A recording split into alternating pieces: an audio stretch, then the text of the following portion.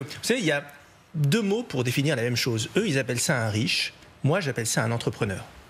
Un entrepreneur, c'est quelqu'un qui a pris des risques, c'est quelqu'un qui crée des emplois, c'est quelqu'un qui paye des impôts à son niveau individuel, mais au niveau de son entreprise, avec toutes les charges, les cotisations sociales. Regardez les impôts qui sont payés par les principaux capitaines d'industrie de notre pays, ça se compte en dizaines de milliards d'euros. Donc arrêtons cette démarche extrêmement populiste. Moi, quand je lis ces économistes qui ont appris l'économie dans des livres et qui regardent le pays à la jumelle, je suis outré. Regardez l'exemple. Jean Pisani-Ferry, c'est une autorité en France. Mais et il faut rappeler qu'il est considéré comme très pro-business.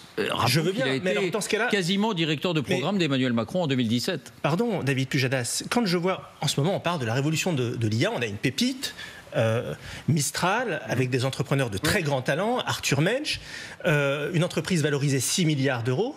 6 milliards d'euros, c'est beaucoup d'argent. Pour très peu de liquidités, je pense que les dirigeants de Mistral ne gagnent pas beaucoup d'argent en termes de revenus. Eh bien, on va demander des dizaines de millions d'euros aux dirigeants de Mistral chaque année au titre de cette taxe. Qu'est-ce qu'ils vont faire, David Pujadas? Ils vont partir. Et un entrepreneur, quand il quitte la France, qu'est-ce qu'il fait? Croyez pas qu'il envoie un communiqué de presse, qu'il vient sur votre plateau en vous disant coucou, je m'en vais. Je vous donne la parole, mais Rafik, si cette taxe était instaurée au niveau mondial, donc là, il n'y aurait pas de problème d'exil fiscal. Est-ce que vous y seriez favorable? Toutes choses égales par ailleurs.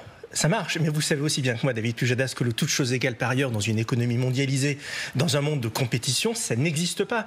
Le combat qui devrait être le nôtre aujourd'hui, c'est d'arrêter d'abord de raisonner en termes de taxes.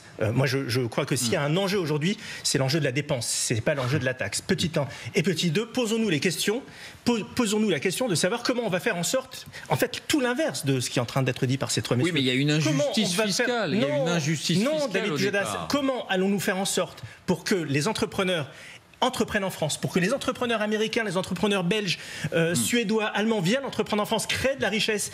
Et vous savez, si le taux d'emploi de notre pays augmente de 10 points, c'est-à-dire arrive au niveau de ce qu'il est aux Pays-Bas, de ce qu'il est au niveau de l'Allemagne, c'est 130 milliards de recettes fiscales supplémentaires et ça règle le problème. Moi, je préfère qu'on ait une approche offensive, je préfère que nous soyons dans l'action plutôt que dans la réaction, je préfère que nous soyons de manière offensive plutôt que dans la punition.